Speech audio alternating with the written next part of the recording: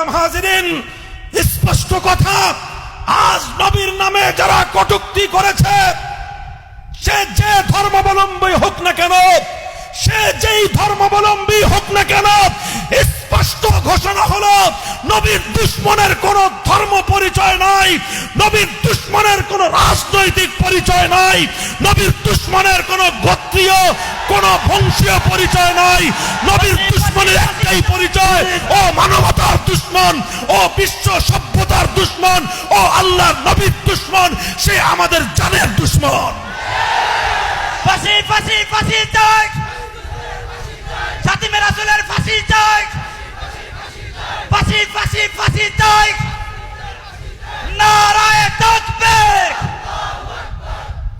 হযরতে আব্দুল্লাহ ইবনে মাসউদ রাদিয়াল্লাহু তাআলা আনহু আফকাহুস সাহাবাতি বাদাল খুলাফাইল আরবা'a, চার খলিফার পরে উম্মতের মধ্যে, সাহাবায়ে কেরামের মধ্যে আল্লাহর কোরআন এবং নবীর সুন্নাহর ইলমে ফিকহের দিক থেকে, কোরআন হাদিসের জ্ঞানের দিক থেকে সবচেয়ে বড় সাহাবী বলে সমস্ত সাহাবায়ে কেরাম এক বাক্যে যাকে স্বীকার করতেন, সেই হযরতে আব্দুল্লাহ ইবনে মাসউদ রাদিয়াল্লাহু তাআলা আনহু বলেন যে লাকাদ শাহিদতু মিনাল মিকদাদ মাশহাদান লা নাকুনা সাহিবাহু আহাব্বু ইলাইয়া মিম্মা উদিলা বিহি, আহাব্বু ইলাইয়া মিম্মা উদিলা বিহি।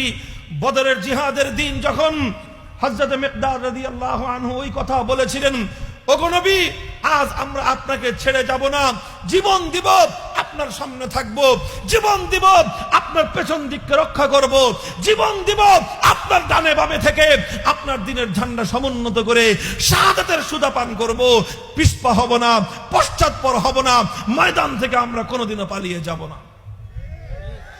হযরতে আব্দুল্লাহ ইবনে মাসউদ বলেন, মিকদাদ যখন এই কথাটা বলেছিল, তখন আমার মনে চেয়েছে আমি মিকদাদকে বলি, ও মিকদাদ, তুই আমার জিন্দগির সমস্ত আমল নিয়ে নে,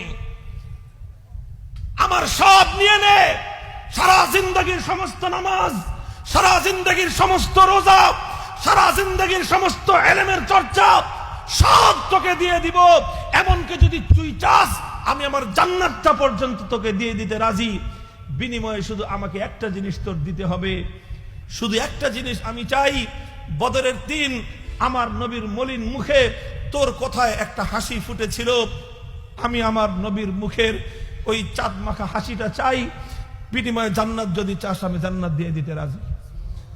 মুহতারাম হাজিরিন, কথার গভীরতা বুঝবার চেষ্টা করো। আহাব্বু ইলাইয়া মিম্মা উদিলা বিহি, আল্লামা ইবনে হাজার আসকালানী ফাতহুল বারীর মধ্যে লিখেছেন, আয় মিম্মা উদিলা বিহি মিনাদ দুনিয়াবিয়াতি ওয়াল উখরাবিয়াত, অর্থাৎ ইবনে মাসউদের মতো সাহাবী বলতেছেন, সব দিয়ে দিব, আমার জান্নাতেরও দরকার নাই, আমি শুধু আমার নবীর মুখের এক টুকরো চাঁদ মাখা হাসি আমি চাই, আমার জিন্দগির সফলতার জন্য আর কোনো কিছুর দরকার নাই। হে উম্মত, এটাই হলো জীবনের সফলতার সবচেয়ে মোক্ষম সময়, এটাই হলো আল্লাহর নবীর মুখে হাসি ফোটাবার সময়। আজ তাকিয়ে দেখো, তোমার এই বাংলার মধ্যে কিছু কুলাঙ্গার আল্লাহর নবীর ইজ্জত নিয়ে চিনিমিনি খেলতেছে। নারায়ে তাকবীর, নারায়ে তাকবীর। শহীদের রক্ত বৃথা যেতে দিব না, বৃথা যেতে দিব না, শহীদের রক্ত বৃথা যেতে দিব না, দিয়েছি তো রক্ত, রক্তের বন্যায়। নারায়ে তাকবীর। মুহতারাম হাজিরিন, আজ বড় সময় সুযোগ এসেছে, বড় সুযোগ এসেছে। এই ধরনের পরিস্থিতি আর প্রেক্ষাপট যখন সাহাবায়ে কেরামের যুগে তৈরি হতো, যখনই সোনার মদিনার মধ্যে যখনই এক কাব ইবনে আশরাফের মতো দুরাচার সৃষ্টি হয়েছিল, তখনই সাহাবায়ে কেরাম তৈরি হয়েছিলেন নবীর দুশমনকে খতম করে দিয়ে নবীর মুখে হাসি ফোটাবার জন্য। যখনই আবু রাফে তৈরি হয়েছিল সেই খায়বারের মধ্যে সোনার মদিনা থেকে 300 মাইল দূরত্বের সফর করে সেই কাব ইবনে আশরাফকে, সেই আবু রাফেকে হত্যা করে সাহাবায়ে কেরাম নবীর মুখে হাসি ফুটিয়েছিলেন। আজ আমরা এমন এক পরিবেশে বসবাস করছি, আজকে আমরা এমন এক দেশে বসবাস করছি, দুঃখ লাগে, আফসোস লাগে।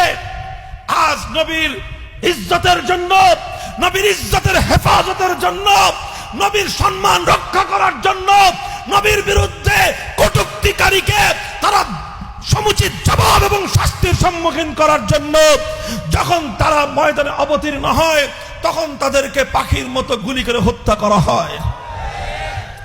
এর চেয়ে আমাদের জন্য অপমাননাকর, এর চেয়ে লজ্জাকর এবং এর চেয়ে জাতির উপর অভিশাপ নেমে আসবার আর বড় কোনো উপলক্ষ তৈরি হতে পারে না। অথচ এদেশে আশিকে রাসূলের অভাব নাই, আশিকে রাসূল নামধারীর অভাব নাই, নবীর সুন্নাহকে মহব্বত করার লোকের অভাব নাই, মহব্বতের দাবিদারের তো অভাব নাই। কিন্তু আসলে প্রকৃত সেই মহব্বত করনেওয়ালা, প্রকৃত সেই সাহাবীওয়ালা মহব্বতের নজির পেশ করার লোকের বড় অভাব।